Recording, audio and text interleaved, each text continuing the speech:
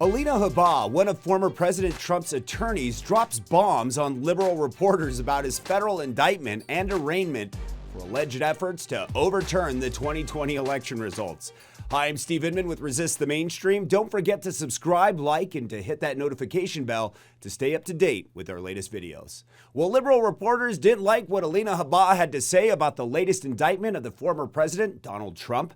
But when do they ever like what anybody has to say, unless it falls in line with their narrative? The sharing of biased and false news has become all too common on social media. More alarming, some media outlets publish these same fake stories without checking facts first. The sharing of biased and false news has become all too common on social media. More alarming, some media outlets publish these stories simply aren't true without checking facts first. It's sad we live in a time where reporters just can't report facts or can't control their feelings or emotions when interviewing people of opposition. Fake news, and you say virtuous news.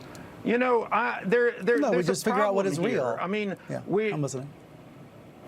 Well, figuring out what is real is not so easy, and right. Most people don't want to turn to Brian Stelter to tell us what's real. I'm sorry. Americans are fed up with being fed the MSG from the MSM. Take a look at this clip with Alina Habba, one of Trump's attorneys, putting these creeps in their place with an interesting timeline in the recent events. Ukrainians paid the Biden crime family millions and millions of dollars. The next day, the Mar-a-Lago raid and the Mar-a-Lago indictment.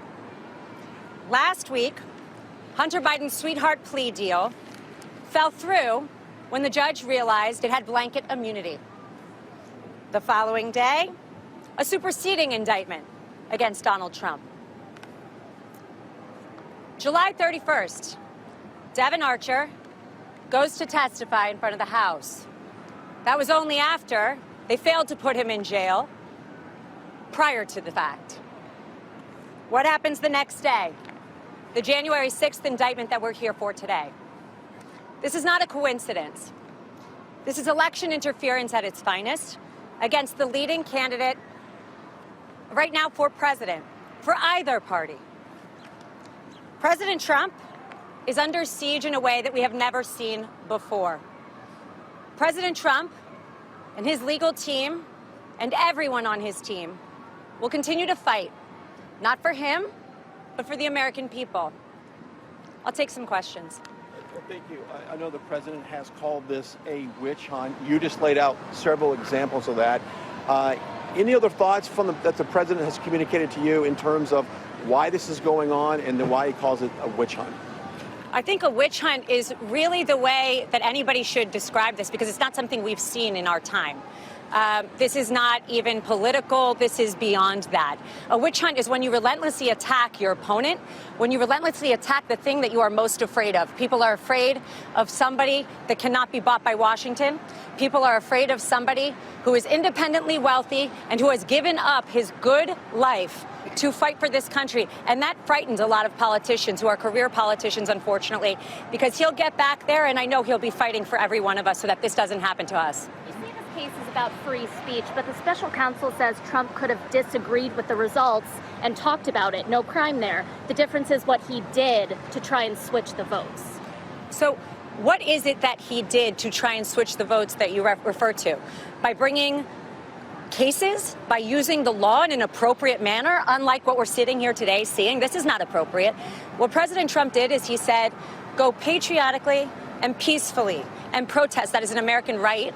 That is why we are America and we are not a third world country. Although I will say that today, I don't feel very much like we are in America. Yes. This case should go forward before or after the 2024 presidential election? I think that every court needs to look at this as a whole, right? It's not about the January 6th case. It's about the fact that in the matter of a couple months, we have seen them try and tie up, and me as an attorney have never seen this, tie up one individual who's running a campaign, running for office for president, so that he is in court, in depositions, and distracted, so that he won't properly run for 2024. And frankly, it's not going to work. I can't believe that reporter's talking about, so Trump's responsible for switching the votes. He was there by the voting machines and whatnot. How is that even possible? By calling out the corruption?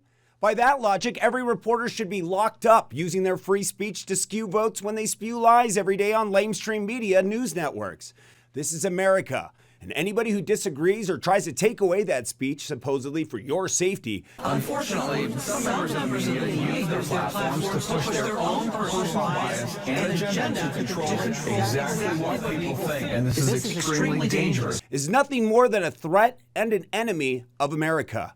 Again, I'm Steve Inman with Resist the Mainstream. Don't forget to subscribe, like, and hit the notification bell to stay up to date with our latest videos. Until next time, take care, and we'll see you then.